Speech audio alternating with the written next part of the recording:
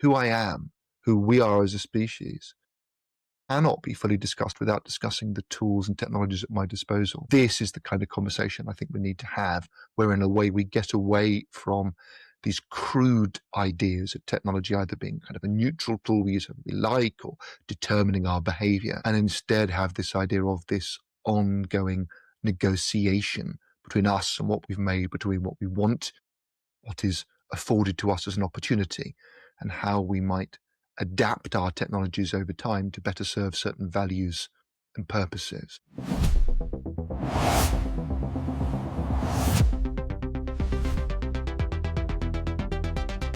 Thank you so much, Tom, for joining Expanding Horizon. It's really great to have you on this show. For the benefit of our viewers, could you give an introduction, please? Yeah, of course. Hi, Neil. Thank you for having me. So I'm Tom Chatfield. I'm an author and philosopher of technology. I've written a dozen books exploring kind of critical thinking, cognition, and society in a digital age, and a novel and some other bits and pieces as well. And I do a lot of work around critical thinking, artificial intelligence, and what it means to use technology well. So I guess that's in some ways, my main interest is how do we get the most out of minds and machines, and what can we hold on to in an age of constant change and disruption. I want to start off by asking about your book, The Wise Animals. So in that, I believe you argue that humans are not in the driver's seat. We are not in control. We're not deciding how to invent these things, how to use them. So what's the thesis in your book, and what's wrong with these assumption of us being in control? Well, so actually, my thesis is kind of the opposite of that. I very much argue against technological determinism. So I argue that humans are in the driving seat and that we shouldn't say that technology is inevitable. But the crucial point for me is that we can't uninvent or wish away technology, that our species has co-evolved with technology since before Homo sapiens even existed. And so it's a fantasy. There is some pristine pre-technological version of humanity, and our control is very imperfect and belated. So this is a tricky thing for me. I don't like it when people say, technology just happens, you can't resist it, you have to go with the grain, it drives the course of history. But I think the kind of control we have is, if you like, kind of collective and belated. So we build our tools, and then thereafter our tools shape us, to paraphrase Marshall McLuhan. So then the crucial thing for me becomes, how do we conduct an informed negotiation with our technologies together? How do we inform ourselves better about the biases baked into them, what they do, what they facilitate, what they are, and really about the fact that you cannot ultimately understand what it is to be human unless you talk about our entwining with our machines. My mind is not just, my brain and my skull. I'm using language to talk to you. We're talking over the internet, human invention. I'm wearing glasses, I'm wearing clothes. I use AI to research, to make bookings, to understand the world, to translate languages. So my mind, who I am, who we are as a species, cannot be fully discussed without discussing the tools and technologies at my disposal. So this is the kind of conversation I think we need to have, where in a way we get away from these crude ideas of technology either being kind of a neutral tool we use when we like or determining our behavior, and instead have this idea of this ongoing negotiation between us and what we've made, between what we want, what is afforded to us as an opportunity, and how we might adapt our technologies over time to better serve certain values and purposes. Got it. So we evolve alongside our invention, right? So you're saying that there is a form of control, and it's not an either or. It's not that we are not in control as is we are in control. So can you unpack that a little bit more? Yeah, absolutely. So, a simple example might be, we look at the Industrial Revolution, and the world is utterly transformed by the energy unleashed from the burning of fossil fuels. We've seen lots of graphs showing us the transformative force of the steam engine, of the smelting of steel and iron, of mass production, of mass manufacture. This transforms the world in unexpected and expected ways. Urbanization, increases in standards of living, pollution that continues to be a vast global problem. But once factories and systems have been invented, then over decades, we have systems of regulation, systems of accountability, new labor laws, new forms of education for, first of all, some people, then all people. We have the expansion of the franchise. It's not a direct result of technologies, but urban populations and educated populations start to demand better working conditions. It starts to transform the nature of humanity. We regulate, we adapt, and we choose between different paths. Options become available, and people and governments and individuals make decisions, imperfect decisions, but there is agency there in the system. You could similarly argue that nuclear weapons were used in war in 1945. They haven't been used since, and this is partly the product of a delicate and imperfect human negotiation between governments, between nations, between protesting individuals, and so on. It's not inevitable that nuclear weapons should proliferate. There are fewer in the world now, although more countries have them. It's not inevitable that they be used in war. We're trying right now to constrain technologies like autonomous robots and drones, like AI used for the purposes of genetic engineering, the creation of new kind of super species. People are talking about what it might mean to constrain immensely powerful AI. Now, this is a very imperfect process, but it's very important to note that a byproduct of the fact that we are a learning, linguistic, kind of intellectually competent species means that we have the ability to reflect upon the things that we do, that we bring into being, and that we should do.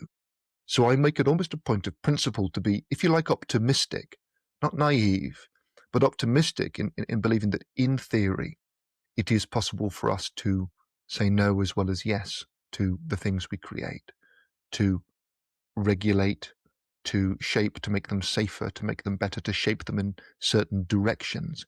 That it's a very kind of crude way of thinking that is unfaithful to reality, to say that we just invent stuff and then stuff just happens, and basically no human beings have agency in the grander picture of things. And will we lose agency and control as the future progresses, as AI gets more advanced? Will we lose agency and control? It's easy to be a philosopher and wave your hands and say, oh, it's all really complicated. I mean, unfortunately, of course, things like AI, and indeed digital platforms in general, do concentrate vast amounts of power and influence in obvious and non-obvious ways.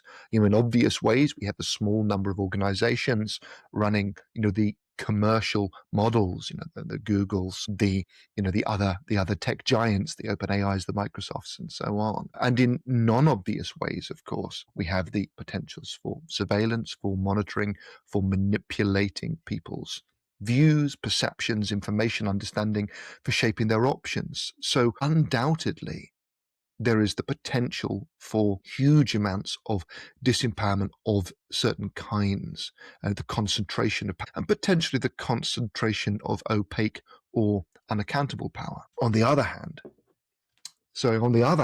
we have the fact that it is unquestionably true that for a lot of people, when they have at their fingertips a mobile phone connecting them to millions or billions of other people, to hyper-powerful calculating tools, design tools, processing tools, you are empowered immensely in certain ways. You're intellectually empowered to look things up, to seek out information. For most of human history, written and recorded culture was a minority sport. It was a small number of people making the laws, writing things down, interpreting religion, and most people living quite poor, short, subsistence-based lives, under constant threat of disease, disability, premature death, and so on. So there is enormous empowerment in the information, in the education, in the health and opportunity afforded to populations across the world. And this is a deep, deep tension, which I think, doesn't have an easy answer. We have societies and indeed groups of people, women, minorities, children even, in many places in the world have more rights, opportunities, equality, options than at any previous time in human history. This is not universally true, but in the country in which I'm sitting 400 or 500 years ago, most women were a little better than the possessions of their husbands. But the idea of them having independent, public, ethical, professional, intellectual lives was for most people a fantasy. So I think we have to try as ever to face up to the complexities of where we are, to talk very specifically about kinds of power, kinds of influence, and kinds of opportunity, and then decide what we want to defend, what we want to enshrine, what we want to make the case for, and where, if we're lucky enough to have agency and options, we wish to expend those and why. And what about critical thinking? So, does critical thinking become more important? I believe it does, but I would love to hear your views on critical thinking in the age of AI. When you say embodied, do you mean specifically critical thinking as a kind of bodily rather than intellectual practice? Yes. So I do think that critical thinking is a loose term. I'm interested in what it means for people to have, almost what you might call a degree of cognitive sovereignty, to be, kind of accurately informed about the world and their options, to be able to make, if you like, kind of good decisions on the basis of reliable evidence, and thus to be able to see through attempts to manipulate or deceive them, for people to be able to become less deceived together. And I think then the group of skills you might kind of class as critical thinking, analyzing arguments, analyzing evidence, but also, yes, sort of bodily self awareness, understanding your own emotions, your own inner lives, the degree to which you may be driven by certain, kind of unexamined impulses or relationships. All this does seem to me to be becoming much more important, partly because it's about metacognition, thinking about thinking, understanding when your own thinking is or isn't reliable, what you need to know, and in a way, how to use powerful tools. Here's one way I sometimes put it. With something like a large language model, I have a tool at my disposal that can answer almost any question instantly and convincingly, very fluently, but it can't tell me which questions are worth asking in the first place. It can't tell me which values I ought to pursue and why. And it certainly can't tell me about my own inner life. It can't tell me what I love, what makes me happy, why I get up in the morning, why something is beautiful, or why I care deeply about another human being. And that means that those questions become more and more valuable. The values we pursue, the questions we think are worth answering, the priorities that we have, and also how we relate to other people, how we manage to empathize, collaborate, and so on. So I have a very broad conception of critical thinking, and it is a very kind of bodily conception.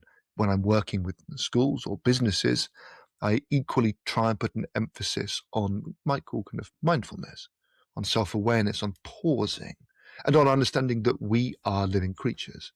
Your time, your attention, your mind, these are embodied in you.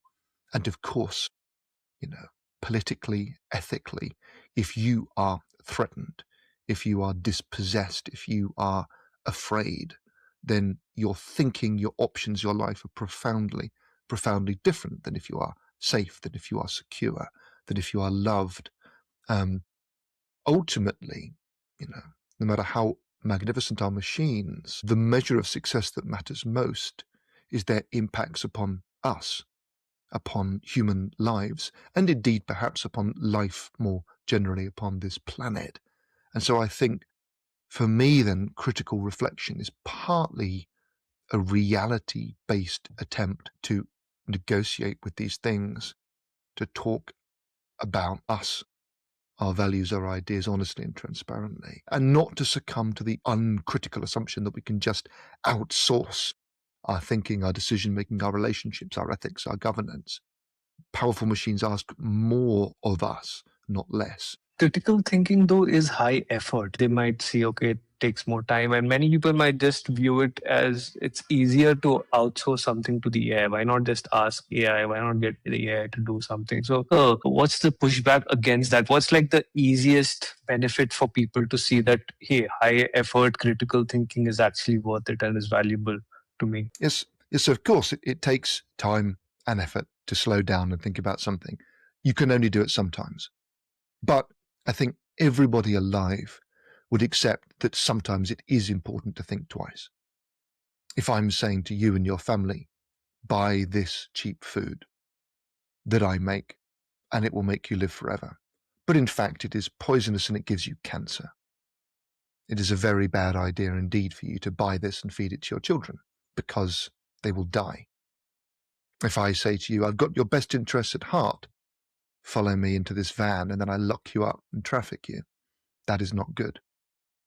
Now, this may sound very dramatic, but everybody accepts that you shouldn't take everything at face value. The question is not whether thinking critically and reflectively is a good thing. The question is when it's a good thing for you, when it's important, when it matters. This is one of the reasons why when I'm working with kids, with children, I will often, go to TikTok, I will often go to social media, go to Instagram, go to video games. People care about these things, and they're experts in this domain. I love talking to people about, say, Minecraft YouTubers and saying, how do you know if someone is really good at the game compared to if they're cheating or trying to fool you, trying to, get clout for money, trying to shortcut? And classes of kids will say, well, look, you can look at the timestamps on the videos, you can look at the interface, you can look at the UI, you can look at minor errors in the world time cycles, you can look at their inventory stacks, you can see that they haven't really done these things. The people who are really good at it, those are the ones who deserve the credit. And then I think the lesson is, well, these same detective skills that you're using to work out whether a YouTuber is lying to you, whether someone on TikTok, is this really a good product? Or is it some drop-shipped bit of rubbish that is going to be a waste of your money if you are foolish enough to buy it based on an AI-generated picture? People care about that because you don't want me to steal your money and send you rubbish. You don't want me to rob your family. You don't want me to sell you poison. You don't want me to promise to deliver you a car and deliver you a toy. You don't want your roads to be full of holes. You don't want rubbish to pile up outside your home and your government to beat you. So the question is when and how you apply critical thinking. And then at this point, I think the question becomes, well, when is it dangerous or damaging for you to be fooled? When is it valuable for you to know more? And actually, I think once you start having this conversation, you realize there are quite a few areas of life where it is valuable not to be fooled, to be well informed, to make a good decision about the products you buy, but also about the people you trust and maybe the people you vote for, to understand how two different political parties, each who want to sell you something, they want to sell you an agenda. Which of those agendas will actually help you? Which of those agendas aligns with your values? What things are worth buying? What will make your neighborhood better? What will help your family have a good life? What will help you enjoy your hobbies? So critical thinking in these terms is not a luxury for a small number of smart people who like to pretend they're better than everybody else. In fact, that's a very stupid way to think. We're all vulnerable to uncritical thinking. None of us have that much time.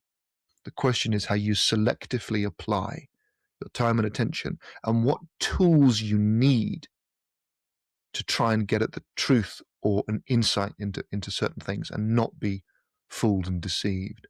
And unfortunately, AI is very double-edged. Now, it's a wonderful tool for research.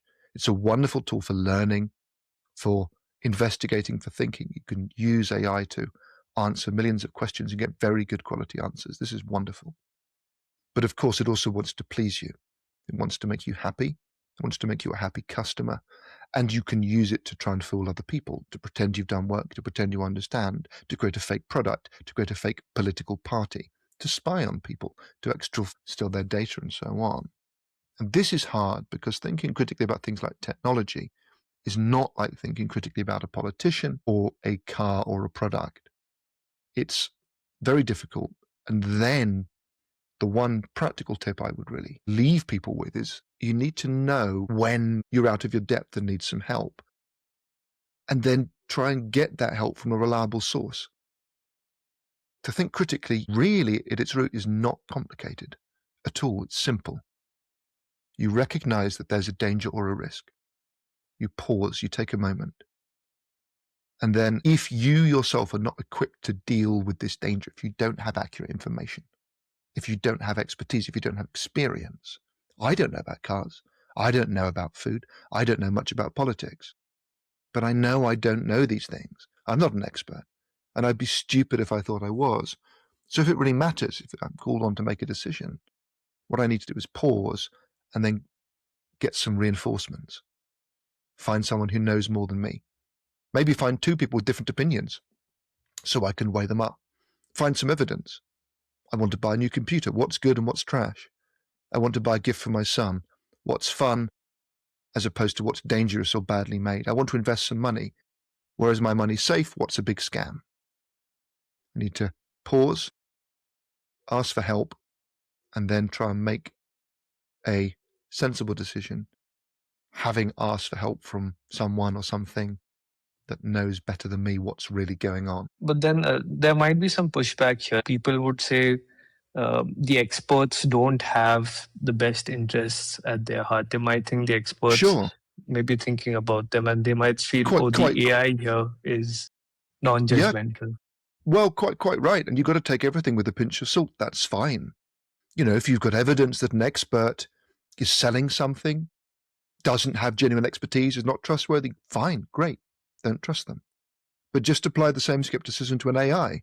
AIs are built by other experts. I mean, experts build AI, right? AIs don't magically grow out of the ground from a shell.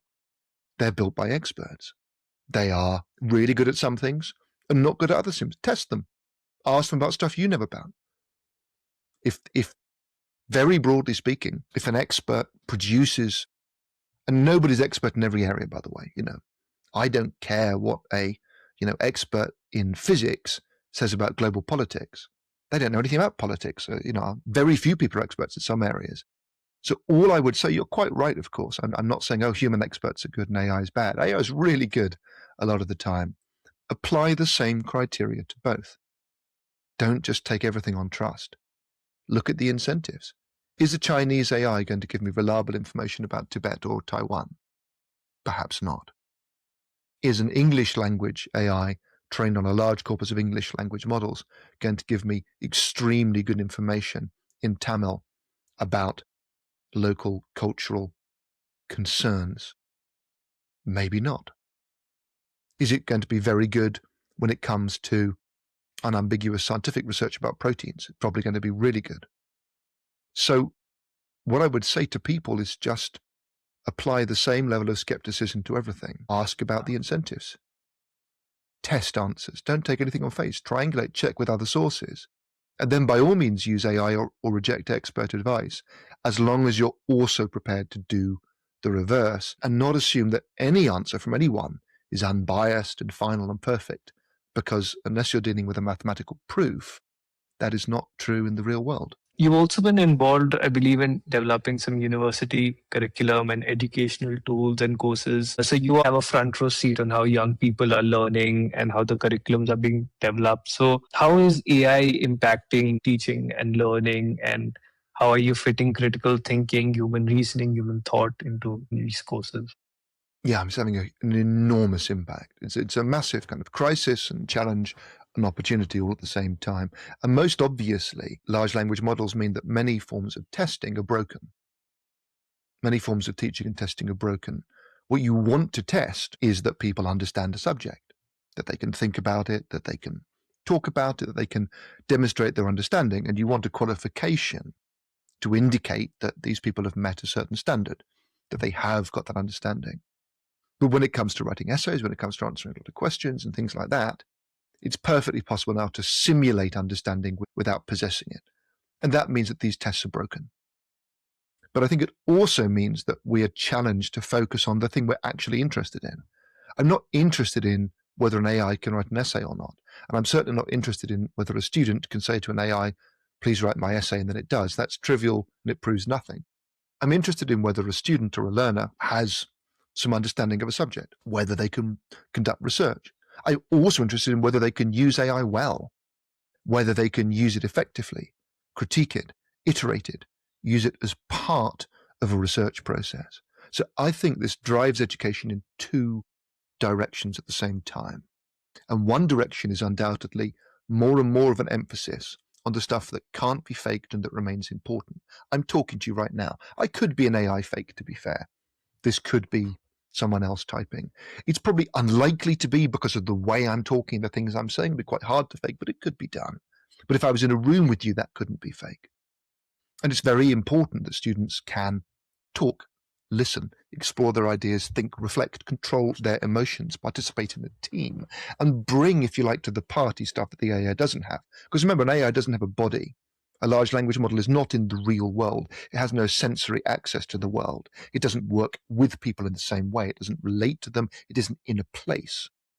So we're seeing more and more educators putting an emphasis on oracy, the spoken word, on debate, on conversation, on listening, on talk, on self-examination, on reflection. And this is great. These are very important human skills.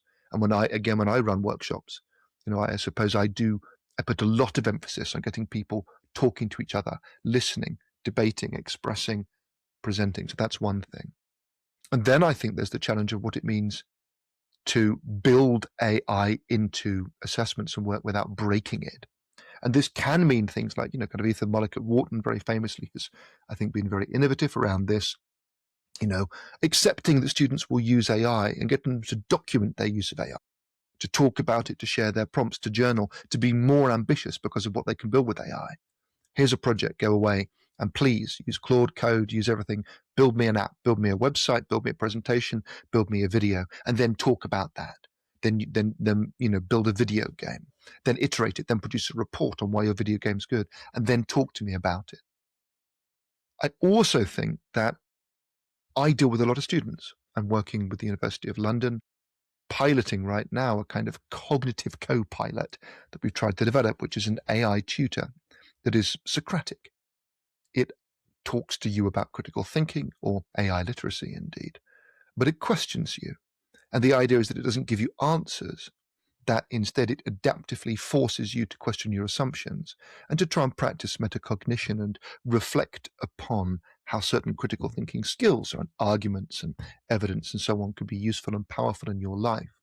And so I think both using AI tools that are designed to help people deepen their thinking and reflection and challenging them to be reflective users of AI is a big positive. Not all students want to cheat. Plenty of students, of course, can and do and will and always have. But the assumption that all students are potential cheats who just want to learn nothing and skip through exams and get qualifications doesn't really hold water. If we look at surveys of use by students and faculty of AI in the UK, for example, quite extensive surveys conducted last year and the year before, we see people using AI for all kinds of things other than writing essays, to generate notes, to generate revision guides, to quiz them, to help them in a way turn some of the poor quality educational resources they have and turn them into better quality resources. To create podcasts. Famously, Google's Notebook LM will create podcasts, not quite like this one, with a male and a female voice talking about things. It's wonderful. For my kids, who are school age, create a podcast about a topic they're studying so they can listen to it from another angle. It's a great way of making things more cognitively tractable. I've written a white paper about AI in education for Sage, the publisher of my critical thinking books. And I think, there's a lot to be worried about, scared of, pessimistic about, but that's not the full story, and it's not, I think, a vision of the future that we should uncritically accept. The trouble, of course, is education is often very conservative, very slow-moving, very risk-averse, and perhaps very willing to use AI to double down on kind of surveillance and mistrust and so on. And I think what I wouldn't want to underplay, I guess, is the damage to the kind of morale of staff and students that has happened in many places where the total mistrust reigns on both sides. Cheating is felt to be rife. And in some ways, I think the real question, how do we get away from that? How do we have trust between people? How do we establish ways of working, examining codes of conduct practices where people can celebrate what learning is about? Which is not stuff that an AI can replicate. Learning is about wrestling with ideas, learning to think, demonstrating understanding, talking to others, dealing with the production of knowledge. And we have to find ways to test, incentivize, celebrate those things in an age of intelligent machines, where AI is ubiquitous and a part of work and life. Ultimately, I wouldn't want to send my kids to a kind of university where there was no discussion of AI, no use of it was totally banned, and then they left it to go and work in a world where they're expected to be adept, critically discerning users of these systems. That is a profound mismatch that doesn't serve anybody well. What are some skills then these universities, teaching programs should invest in? Like, what do we teach children? What are these Yeah. future skills? So I'll try and be a bit briefer because I'm getting very excited. Sorry about that. I mean, obviously, critical thinking for me, it's a whole kind of toolkit of ideas, but it's, about testing ideas, understanding arguments, reasoning, evidence, the scientific method, hypotheses. It's about, how do you try and produce reliable knowledge? How do you try and test claims? How do you try and not just take stuff for granted? And as I said earlier, I think these are very, very important life skills. They're the kind of skills we need to use powerful tools well and to bring value above and beyond them.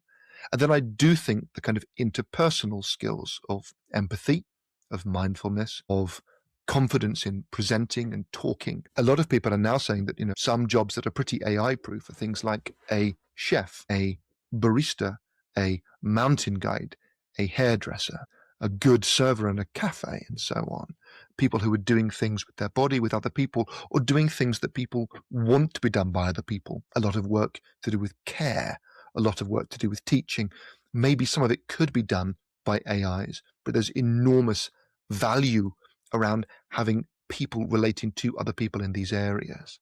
So I think those skills are becoming more and more valuable.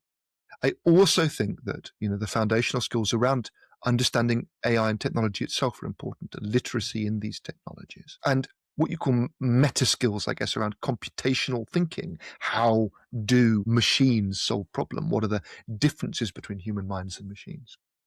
I suppose also, I think paradoxically, perhaps, AIs are very good at producing, kind of creative outputs, pictures, images, stories, poems, and so on. They're very adept at spinning these up. They can be wildly creative for a given value of the word creative. But nevertheless, I think the human skills associated with self-expression, with creativity in kind of physical and non-physical ways, with being kind of creative, curious, investigative, kind of playful, embodied creatures is very important. And bodily skills, I think also, there's a cliche that health is the new wealth. I mean, it's a terrible cliche, but I think it sums up the idea that ultimately, being able to look after yourself physically is the sine qua non of all other things. And we have a world with an aging population. We have a huge demographic transition likely to play out globally across the next century. So the understanding of health, of our relations to others, of our social relations, those, as it were, kind of soft skills, I think are very important. So you'll see a pattern here. We have this hyper-powerful information technology, which is challenging how informational and other work is done. It's changing what we are as human beings. We're in a constant process of self-reinvention. But in a way, the challenge becomes to double down on the kind of the details and nuances of our humanity, our interpersonal relations, our critical self-reflections, our bodily relationships and health with ourselves and others, and our kind of metacognitive literacy in information systems, in knowledge, to try and ensure that we can be discerning, empowered users of systems rather than the converse, where we are all too easily made redundant, exploited, de-skilled, dehumanized, pushed aside, treated as little better than machines ourselves. I want to ask you about digital culture. You've written a book about that earlier. So, what are some changes that took place in digital culture post ChatGPT that are unlikely to reverse? I mean, I guess the biggest one, of course, is that simply now online, more and more stuff is produced by AI or produced with AI involved in it.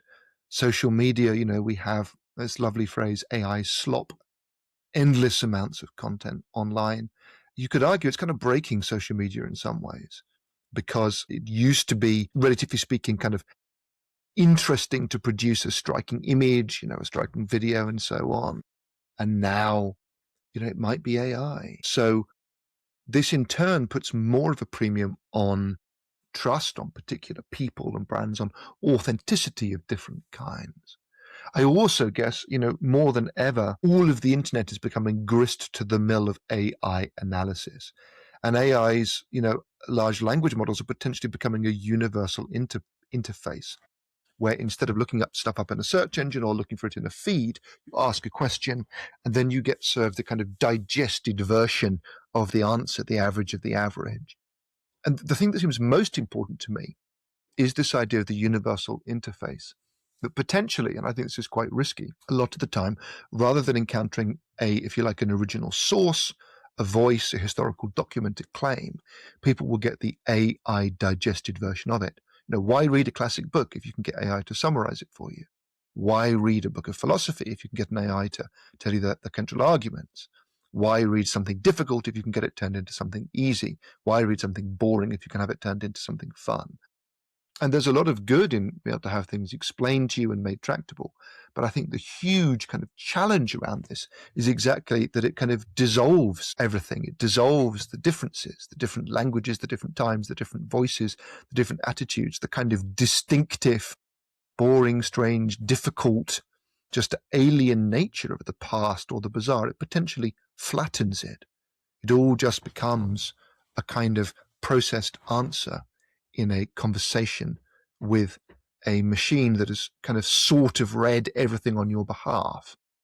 And I do worry about this as someone who, has written a novel, who's studied literature as well as philosophy. There's something very powerful about encountering original documents, other people's words, things as they were written at a different time and in a different place, and what someone actually said rather than a digest of what they said. Because, of course, there's all kinds of assumption and presumption and bias inevitably embedded in an AI's translation of one thing into another. So I think this is unfolding in ways that I can't comprehend. I worry as well as celebrate this idea of the kind of universal interface and the migration towards, assistants that do and mediate and answer everything for you. I think we have to be very sensitive to the potentials for loss as well as gain in this. What does AI ethics look like? You have mentioned that there is a need to develop these systems ethically, and it's important to have AI ethics around it. So, what do people who speak about AI ethics try to aim for, and what should be the goal that they're trying to achieve? Yeah, so there's lots of different schools of thought on this, and I have my views, but there are other views that are also important. I'm glad that there are people worrying about the existential risk of super intelligent AI. It's not something I spend a lot of time thinking about. I think it can be dangerous to sort of focus on it too much, that it can become a kind of science fiction story that obscures more urgent debates. But I'm glad that some people are worrying about it and thinking about it. For me, the foundational point is that when we talk about the ethics of AI, we should be talking about the ethics of a particular AI that is not an abstract thing. It's a system in the world trained on particular data, powered by particular sources of power, run by particular people, moderated by other people working somewhere in the world, used in particular ways that produces particular results.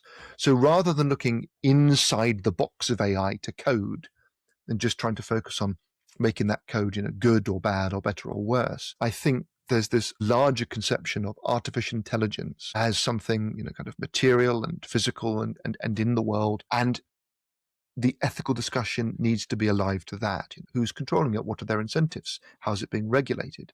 How much power is it using? Generating AI video consumes vast amounts of energy, which is not an ethically neutral act if you're kind of burning gigatons of carbon in order to just make a series of animations. So that expanded picture is important to me. And then, of course, what flows from that, I think, is again a specific discussion about what people are doing with AI, what impacts that is having on particular lives. What is it being used for? Rather than waving our hands and talking the abstract, we want to say, well, it's having this effect on these workers, on these particular people, on these particular jobs. In the creative industries, we're seeing enormous amounts of people losing their livelihoods or having their worlds changed by the use of AI to generate things that used to be done by people.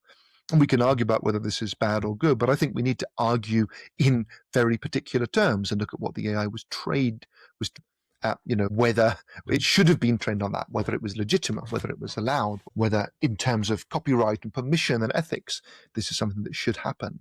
I think in many ways we're waking up to the fact that it's not just a magic technology that does stuff in the world of data, that it's in the world affecting real people.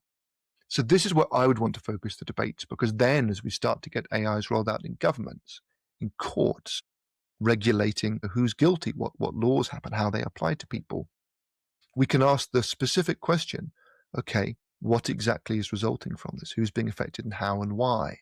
What does it do in terms of people's recourses, people's opportunities to appeal, to understand what is done to them? Now, there are some general principles that can help with this.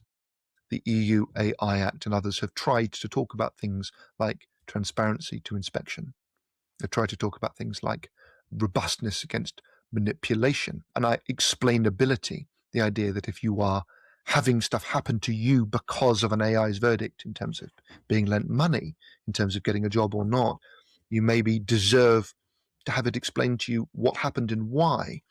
And I think these principles are powerful because they speak to the idea that it can be fundamentally unethical to have very important aspects of your life decided by a completely opaque, unaccountable algorithm, that there is, in a way, the risk that it's a kind of ethical bait and switch, that it allows governments, companies, people to just shirk ethical responsibilities, to say it's not my fault, it was the algorithm that did it.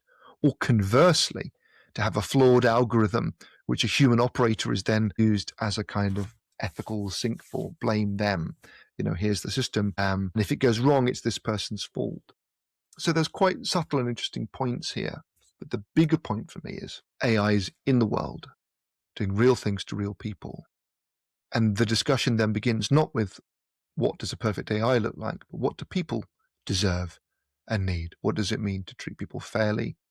What principles should we expect our citizens to be able to live by in terms of knowing what their rights are, knowing that they will be treated as equals in the eyes of the law, knowing that there will be processes of appeal against highly consequential judgments, knowing that accountability will rest with something other than a kind of an opaque algorithm. And of course, like a lot of things, this is then difficult because it requires us to look very hard at what's actually going on rather than just tell stories about what might happen in 20 years' time. How does regulation look like, and what do governments focus on, and how does it evolve?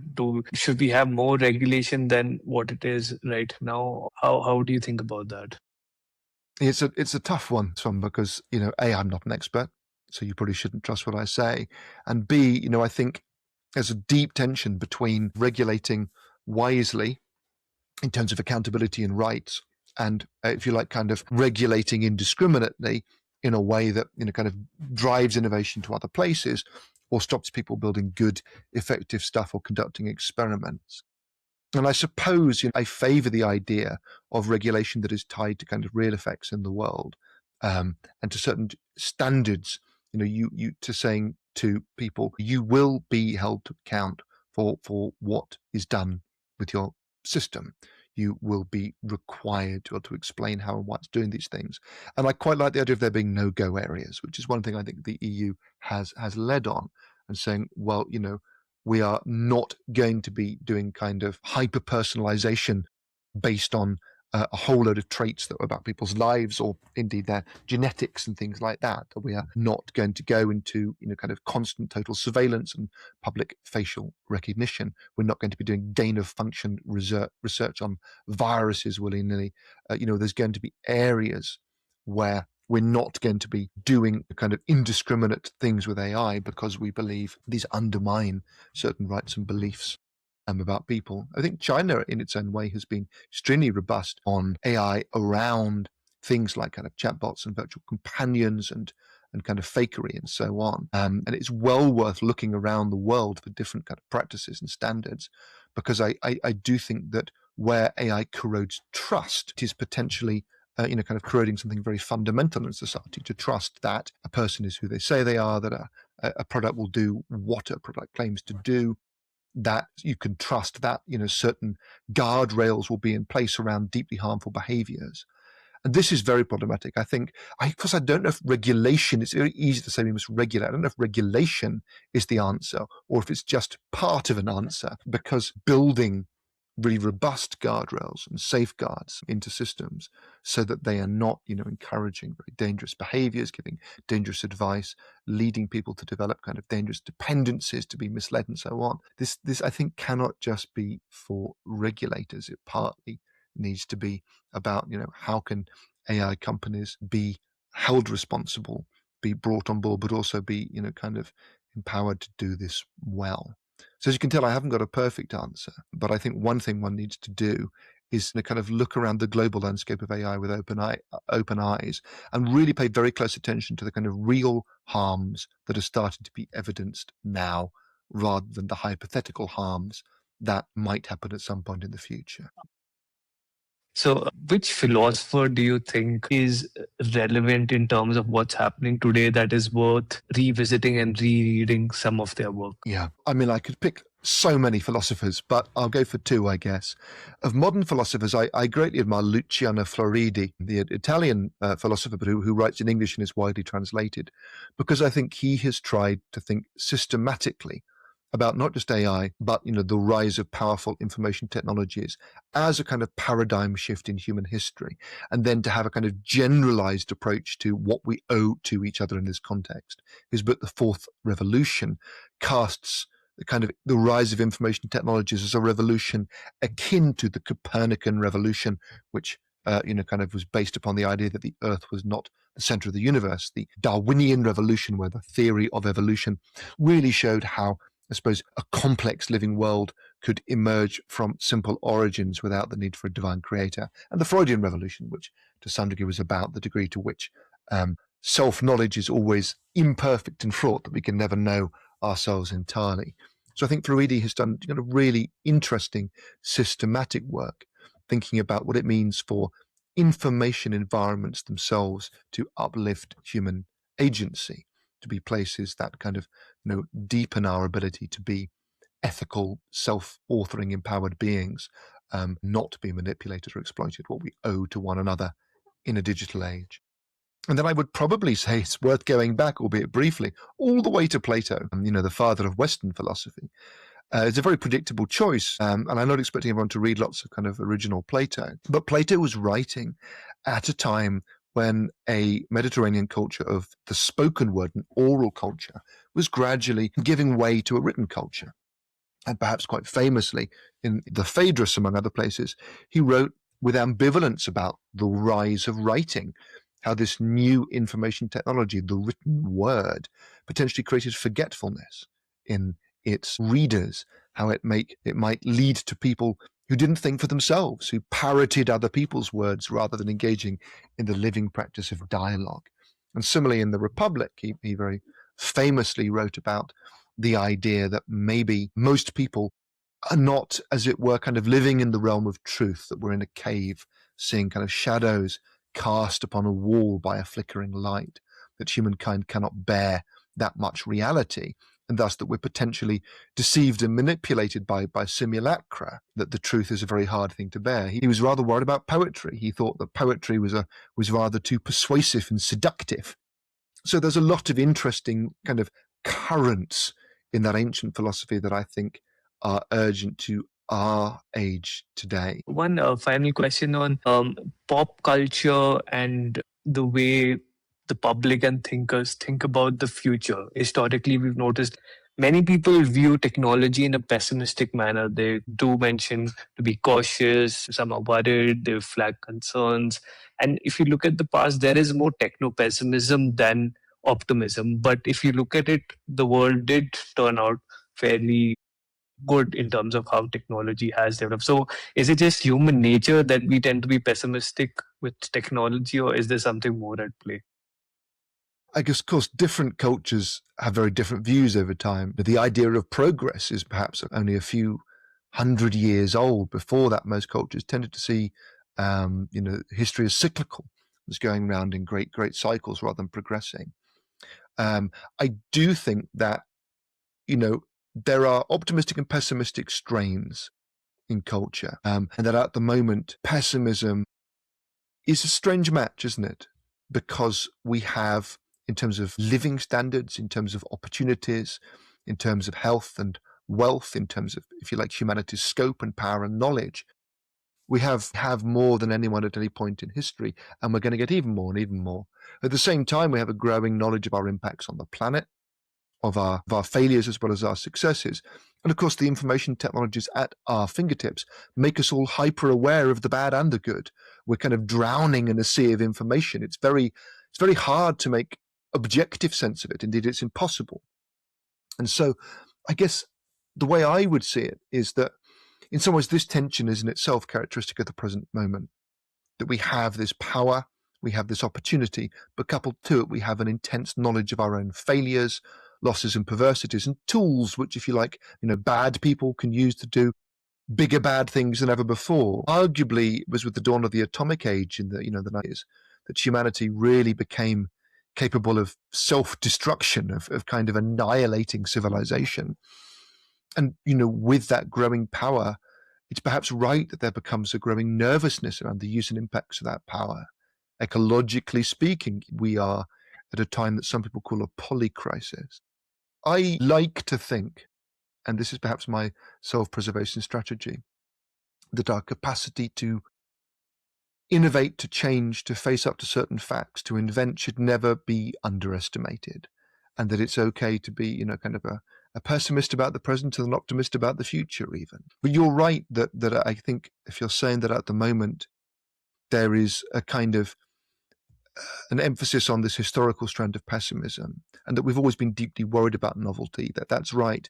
And also that we've also always been wrong in interesting ways. And that's perhaps the best lesson for me. To predict the future is to be wrong. And that maybe means that ultimately, if we want to find hope, we need to focus most of our attention on trying more kind of thoroughly and completely to understand the present. Thanks, Tom, so much for joining and chatting. It was a real pleasure to have you and hear your views. My pleasure, Neil. Thanks for chatting to me.